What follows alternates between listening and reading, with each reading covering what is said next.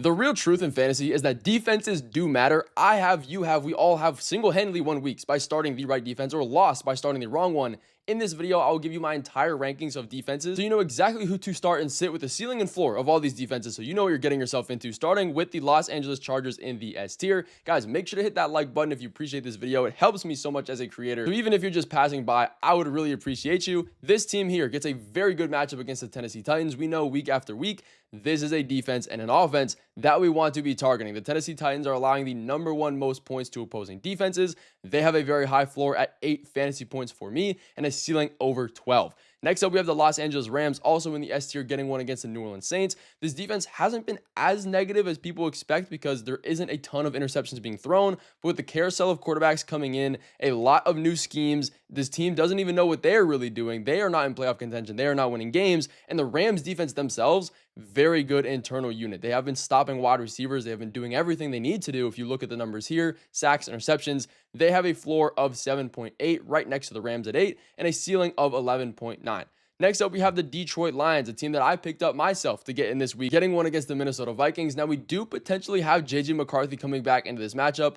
It doesn't really matter who this quarterback is for me as far as their rankings this week. Now, it is definitely going to be a little bit more risky because you have really good guys like Justin Jefferson, like TJ Hawkinson, like Jordan Addison. So their floor is a lot lower for me at 5.5 fantasy points, but their ceiling is over at almost 12 as well because this Lions defense is generating sacks, doing what they need to do. Dropping it down again in the next tier, we have the Green Bay Packers getting one against the Carolina Panthers. Now, this team, the Packers have a very good internal unit. They haven't really been able to live up to it over the past few weeks, but fantasy point wise, this is a very good matchup against the Carolina Panthers. It looks like we will have Bryce Young healthy, which isn't too bad or too negative for this defense.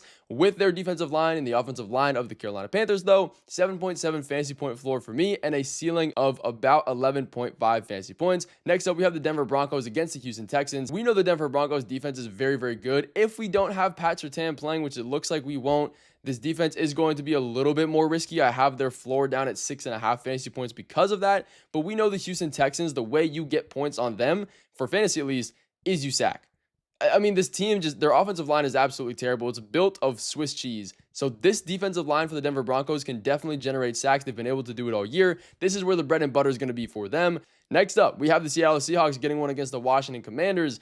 And if we have Jaden Daniels coming back, which we probably won't, this is going to depend on the defensive ranking here. But we don't have Terry McLaurin healthy in this matchup. So Seattle Seahawks are going to be a great option for you this week. Again, another defense with a very solid internal unit. Love them here. The Washington Commanders are a solid matchup. I have their ceiling and floor at about 5.5 fantasy points and a ceiling up at 11. Next up, we do have the New England Patriots getting one against the Atlanta Falcons. Now, this one's tough because the Falcons defense is very good in their own. The New England Patriots defense is pretty good in their own. The Atlanta offense is pretty decent, depending on if we get Michael Penix back or not. Still, the Patriots defense with Christian Gonzalez have been able to hold teams to a decent amount of points, and they can generate sacks. They can stop teams. They can not get them in the red zone. This is what we like for the New England Patriots, which is why I have their ceiling at 10.5 and their floor at 6 points. Next up, we do have the Jacksonville Jaguars getting theirs against the Las Vegas Raiders. This is one I like. We know Geno Smith loves throwing interceptions. He's averaging about 2 a game. The Jacksonville Jaguars defense themselves isn't super strong. You look at these numbers here, they've been decent in certain areas, but again, their floor is going to be pretty high at 6 fantasy points because of the opportunity against Geno Smith, but their ceiling is a lot lower. So far, the lowest at 9.2 fantasy points. Followed by the Houston Texans here getting their matchup against the Denver Broncos. This is a fully ceiling play. There's not a ton of matchups here this week that are very positive. So again, this video is going to be important to you. The Houston Texans are just generating fantasy points on their own. Like, this is the good part about the Texans. They have a defensive minded head coach. They're putting it together when their players aren't suspended or injured. They do pretty good. Next up, we have the Chicago Bears getting theirs against the Cincinnati Bengals. We do not know if Joe Flacco, at least at the time of this recording, is going to play. If he doesn't, shoot the Bears up the rankings a little bit more because they really do need Joe Flacco or some type of quarterback. Jake Browning was not that. If Jake Browning is starting, he's throwing interceptions, he's not efficient, this Bears defense moves up. But the Bears defense themselves is not a very strong internal unit, so there's always going to be a bit of risk here, which is why their floor is down at 5 fantasy points.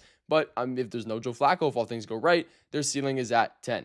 Next up, we have the San Francisco 49ers, guys, getting one against the New York Giants. This one is positive. We know Jackson Dart has been good, but we're not going to have Cam Scatterboot in this matchup, so there is a potential that the run game just doesn't work as much. Jackson Dart may have to lean on his legs. The 49ers defense has been decent in generating fantasy points so far this year. It's a positive matchup, though. I did drop them for the Detroit Lions defense in one of my leagues. So that's just a little bit of personal information for you guys if you want to make those decisions for yourself. Again, make sure to comment your start sit questions, defenses, whatever you have. I will go through and answer as many as I can. And make sure you hit that like button while you guys are down there doing that. Next up, we have the Atlanta Falcons. Very, very good internal defense.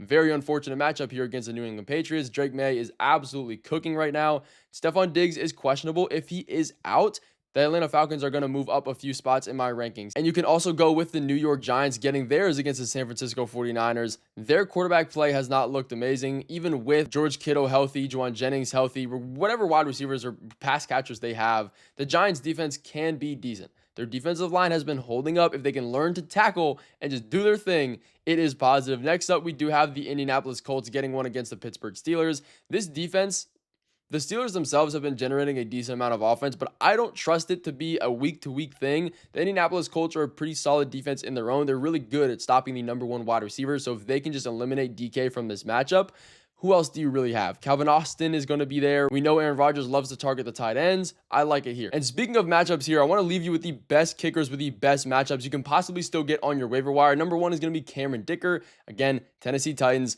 They are not a good defense. This team is going to score a lot. We have Jake Bates as well getting one against the Minnesota Vikings. Very similar to our defensive rankings because if an offense is moving and a defense is stopping, there is a lot of scoring and a lot of potential for Jake Bates. Brandon Aubrey is going to be number 3. We know this is an elite kicker. He gets one against the Arizona Cardinals. Honestly, might even move him up a little bit because we know the Dallas Cowboys are going to score.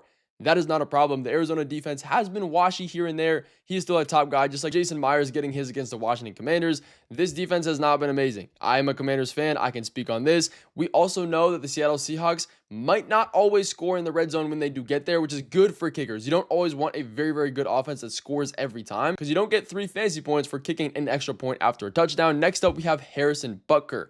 We know this guy is going to be at top of this list every single week. Now that we have Rashid Rice back, this offense is very efficient. Patrick Mahomes is playing amazing. They're going to score a lot. The Buffalo Bills defense really is not good in stopping offense at all, so it should be a pretty high-scoring game, at least for the Chiefs side of things. Harrison Butker is here right next to Chris Boswell, getting his against the Indianapolis Colts. It is a tough matchup. The reason he is this high, though, is because there's a high chance that the Steelers can generate enough offense to get in the red zone, but probably not turn it into a touchdown every single time, and that's what we'd like to see. Michael Badgley is also right here because we know the Indianapolis Colts score a ton, but he should be able to get it done as the kicker number 8, as well as Eddie Pinheiro, guys. I believe he's the number 2 kicker on the year right now, and he's barely rostered still. I think people are starting to catch on. He gets his against the New York Giants. Not a crazy talented defense, but again, the San Francisco 49ers should be able to get in field goal range enough and not score because of the quarterback play being here and there. Kaimi Fairbairn is also a good one against the Denver Broncos. We know it's a tough matchup, but again, like this other team, we know they can get in the red zone, but just not score a touchdown. That is pretty much what the Houston Texans are good at. Also, Brandon McManus getting his against the Carolina Panthers and Evan McPherson against the Chicago Bears,